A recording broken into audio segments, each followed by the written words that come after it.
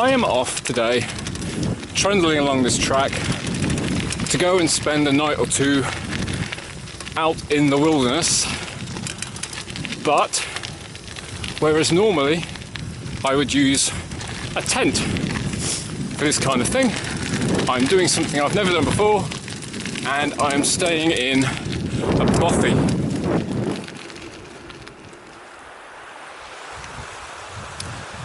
For those of you that don't know actually what a bothy is, these days a bothy is a very basic, rustic, simple shelter, a watertight, for the most part, shelter out in the wilds. Some are very well known, and some are plonked right on well-used paths that you're quite likely to come across them. Others are a bit more secret and are closely guarded secrets and learned only by word of mouth around campfires late at night.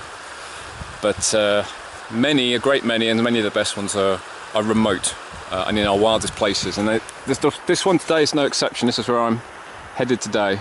I think it's tucked in there somewhere, just down there by a loch, and that's where I'm going to hopefully spend a couple of nights.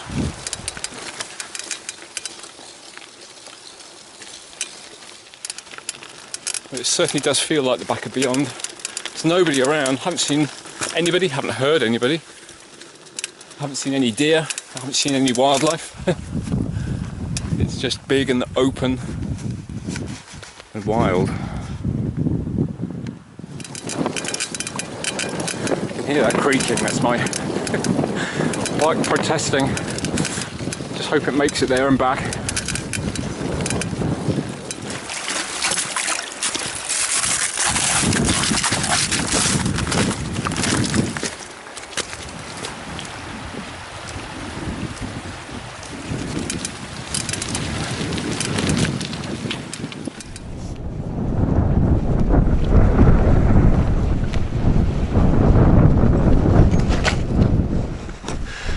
Funny, I've walked past Bothies so many times, but it's always just in passing. I've never actually walked or cycled to one especially deliberately as a place to stay. And when it appeared from behind the hill just now, I was starting to get tired. Such a beautiful sight. I've read lots of people's accounts about going to visit Bothies, and they all post photos of the chimney, the first sight they get of the chimney, and that's what I was looking at the whole time. I was looking for that first sight of the chimney to lift me a bit. But here we are.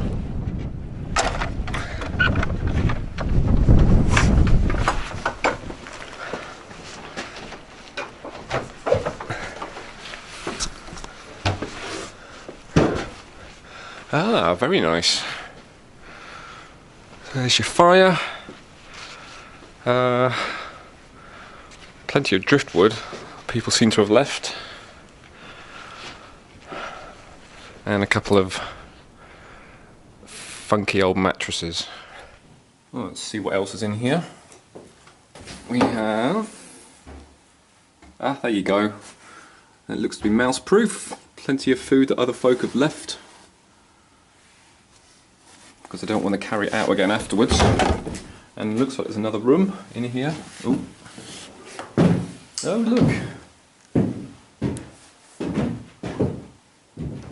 Bunks. Oh, it's very nice, really. For a shelter in the middle of nowhere. You could easily fit 1, 2, 3, 4, 5 or 6 people in here. More if it came to a push. Actually, plenty more than that if you put people on the floor. Although ubiquitous mouse droppings will be everywhere. It is inevitable. But really, it looks like I've got the place to myself, which it might be quite nice to get a bit of company. You don't know if somebody might turn up later or tomorrow. Anyway, my first task is to try and find water to cook with, so I can have some soup, because I'm getting quite hungry. If I there was a burn where... Oh, perfect, a burn right behind the Bothy.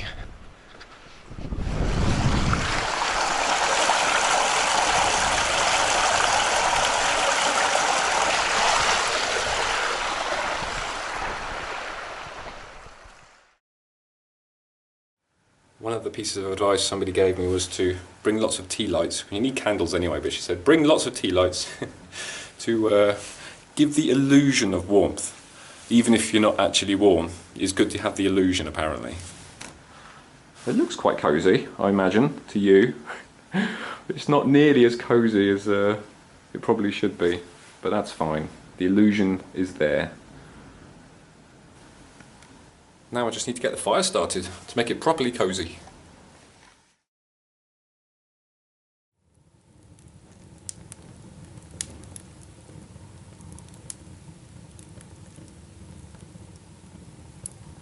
Well, as you can see, I have managed to get a fire going. And a good thing too, because it's perishingly cold in here, which you can probably see. It's really cold. Before I went away, I asked a lot of people on Facebook for if they could give me one piece of advice about going to a bothy. What would it be? I had all kinds of wonderful and some bizarre things, some bizarre pieces of advice. One person said, do bring one of these brick things, well, what is it? A crackle log, whatever that is. Anyway, one of these ones that self-ignites and just goes off. But it's good to be able to just put it in there and then put wood over the top, some of the wood that's left here.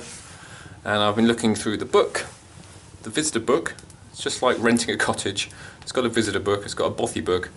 And somebody was here in December and they left lots of coal and they said to use that. So I shall use that. Everyone's been saying to me that the done thing is to leave something when you go and not just to take stuff. So I'll have a scout around tomorrow and see if I can actually find some more wood to replace what I've used. And I'll leave. I brought some stuff in, some candles and stuff, and I'll leave those because I needn't carry those out.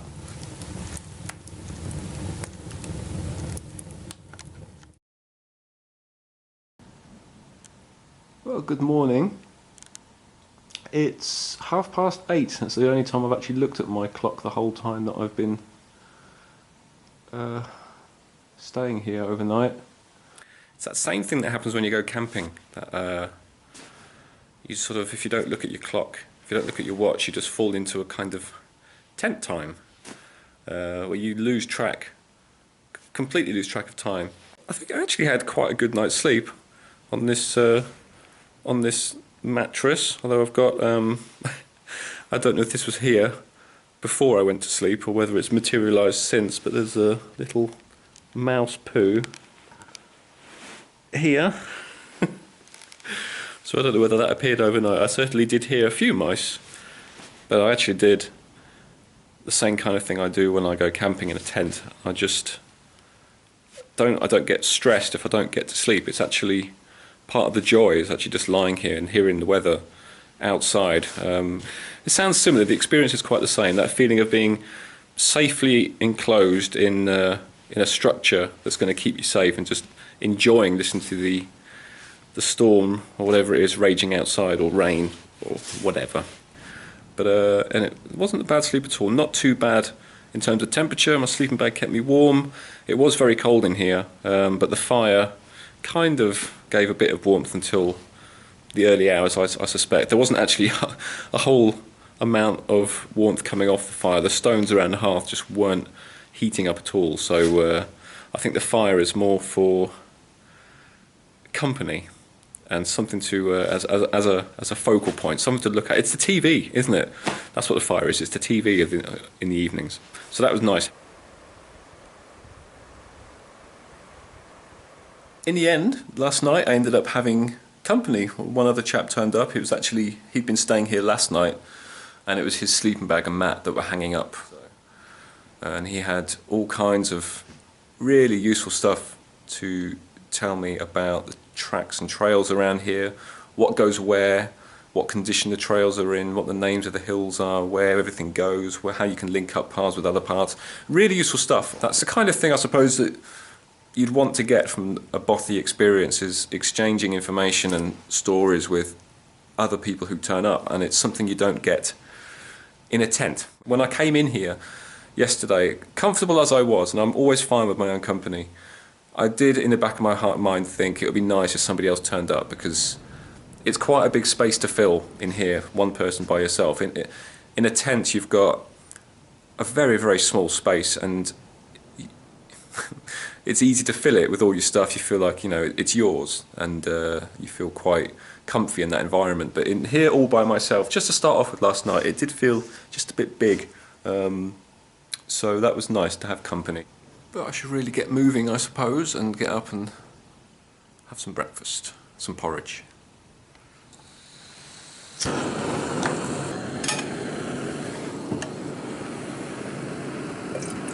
Cup of tea first, I think. That's not my wine bottle, by the way. I just thought I'd point that out. That's actually somebody's left that there, and it did have a candle in it, but it ran out last night.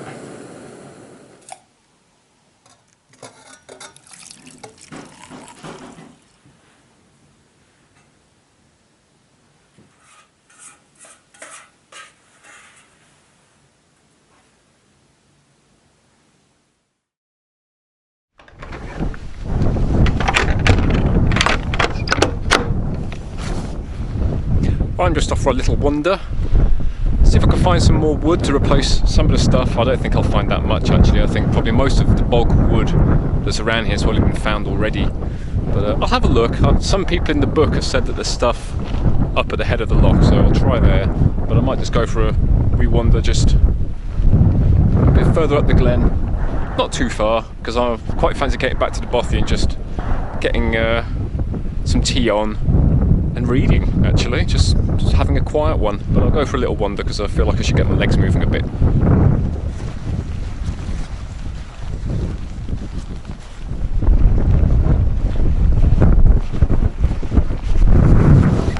Ah, look at that, that's perfect. Ready pile.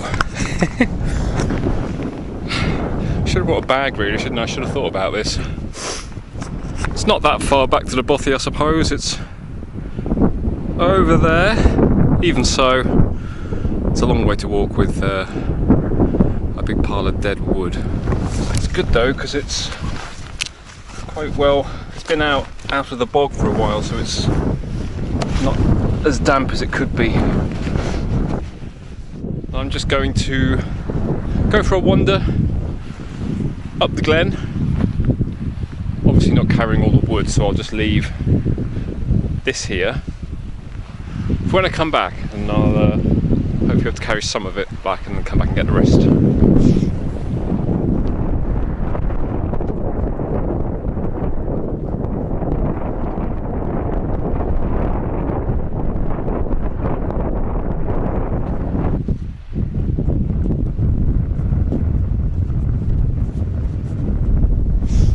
I think that will do me for today. That's all I really wanted, was just to stretch your legs, get some fresh air and see what was up here, up this glen, more out of curiosity really. When I see a glen snaking its way up into the distance and out of sight, I always want to know what's up there.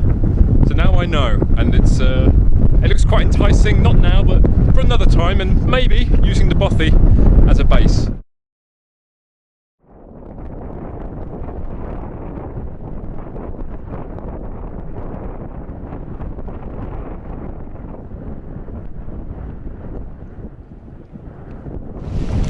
There we go, replace what I've taken and I've left a little bit more.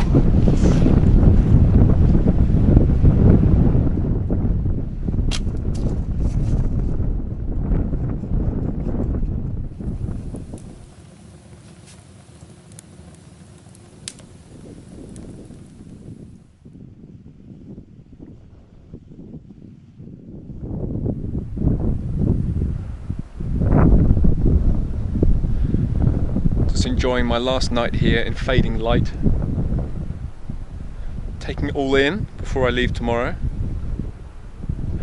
You can really see how inviting a Bothy would be if people were walking up from that way and they could smell the chimney smoke coming up, And then when they got this far and then they got to the door, then they turned around and they see that. You can imagine how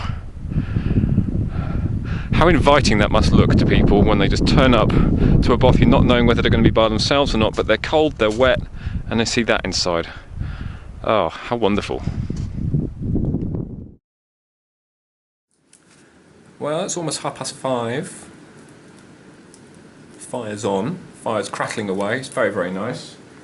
Few candles left for ambience, for that illusion of warmth, which is very important. The stove is burning, cooking dinner, and it's raining. There's quite heavy, well, it sounds heavy on the roof, I don't know if it's heavy or not, but quite persistent raining for the last half hour or so.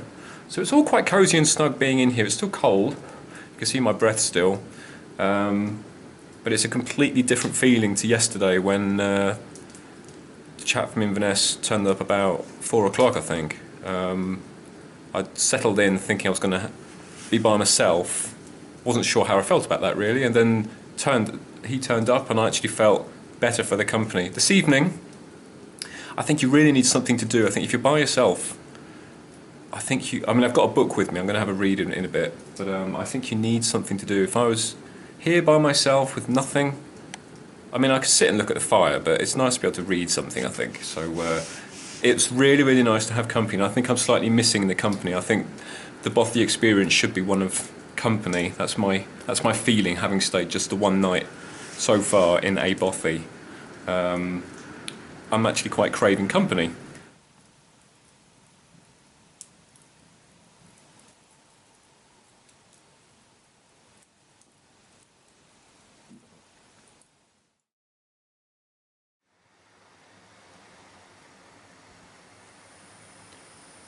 Well, I know it must look like some bizarre chemistry experiment or something to do with witchcraft, but it's actually just steam rising from my porridge and my hot chocolate, which I'm having for breakfast this morning. The wind's dropped completely, the rain stopped, and I got up in the middle of the night to go out for a pee. Couldn't believe the nighttime landscape that was out there. The moon, full moon, the thin cloud had completely gone, and although the snow's still gone a lot on the hills, a lot of the snow's gone, just the most amazing view of hills under moonlight with no, I mean I was casting shadows, it was so bright, just the most beautiful, beautiful sight, amazing. It's moments like that when I'm standing outside under the stars that I forget that I'm alone actually.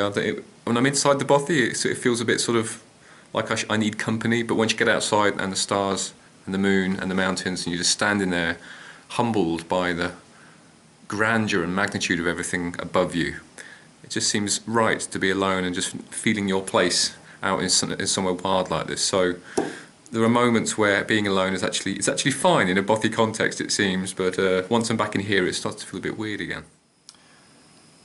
Well, I've done the ritual of filling in my entry in the Bothy book, and I just need to pack and then go, I think, after breakfast. I found a puncture on my bike. I just happened to walk past my bike, which is in the hall here. I just sort of squeezed the tyres, always paranoid that I might get punctures, and the front one was completely flat, so I changed that yesterday. So hopefully it'll still be alright when I go and check it in a moment.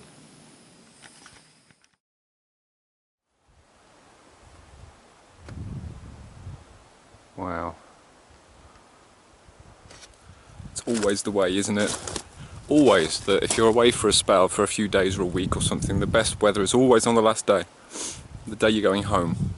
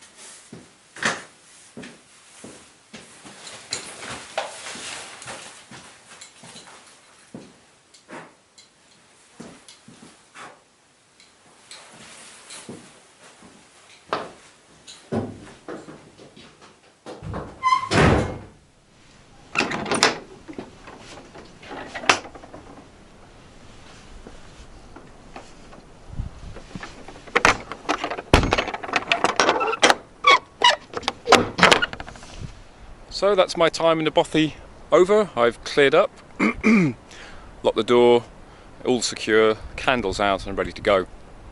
And it seemed a fitting point to weigh up what have I discovered about my camping versus Bothy experience. Well, I found out that I like it. I'm sold on the idea.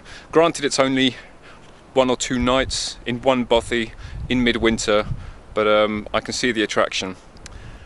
I think in the context of a Bothy, I prefer company to being by myself. I can see how the social interaction is a plus point with Bothies, but I can see how that can be a negative if you're more of a loner as well. And that surprised me actually, craving company, because usually when I go camping by myself, I'm by myself, and I do it deliberately because I like it for that reason. I like the solitude, so I was quite surprised to find that I was sat in there actually craving the company. And I think the tent has the edge in terms of flexibility. Certainly, you've got your home on your back the whole time, and you really can pitch anywhere you want. So I suppose it wins out in that regard. A Bothy is a fixed place, and you have to sort of know where you're going. And if you're planning only to use Bothies, you're kind of limited in that sense, I guess. But I think even if you did have a tent, and even if you were camping, I think, and you knew there's a Bothy around, or you saw one up ahead, the prospect of a Bothy with a warm hearth and warm company if it's raining and cold, I think that's easy to appreciate. Ultimately though, while I'm doing this weighing up of pros and cons, it's not an either or option, it's not either or choice. You don't have to be a tent person or a Bothy person. I think personally for me, I can see them featuring as part of a long distance walk where maybe you've got your tent and you're planning on using your tent for the most part, but if you see a Bothy, if you come across a Bothy, you're not going to pass up the use of one. In fact, you'd welcome it. I think it's something you might look forward to. So yeah, I've learned quite a lot actually. I suppose I'm just sad that it's taken me this long to stay in one. Years and years and years it's been, and I've never stayed in one. But you can still make up for lost time. Now that I know what I'm missing, what I have been missing, I'll definitely be back to this one and to other ones. But now it's time to move on. It'll be nice to be up in the hills, but similarly with a clear day like this, it's going to be a nice pedal back hopefully.